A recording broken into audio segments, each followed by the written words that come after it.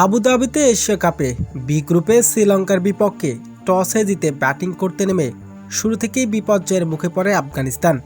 শ্রীলঙ্কার পেসার নুয়ান তুষারা একে একে তুলে নেন আফগানিস্তানের 3টি গুরুত্বপূর্ণ উইকেট।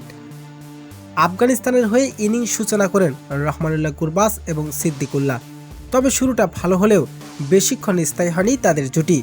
দলীয় 26 রানে কুশাল পেরেরার হাতে ক্যাচ তুলে দিয়ে ব্যক্তিগত 14 রান করে নুয়ান তিশারার শিকার হন রহমানুল্লাহ গুরবাজ। তার 8 বলের ইনিংসে ছিল 2টি 4। এরপর ক্রিজে আসেন করিম জানাত। তিনিও নুয়ান তিশারার শিকার হন মাত্র 1 রান করে সাজ করে ফিরেন। 3 বলে খেলে 0 রান করে সাজ করে ফিরেন তিনি। সিদ্দিকুল্লাহ কিছুটা প্রতিরোধ চেষ্টা করলেও নুয়ান তিশারার 3য় উইকেটের শিকার হন তিনি। 14 বলে 18 রান করেন তিনি।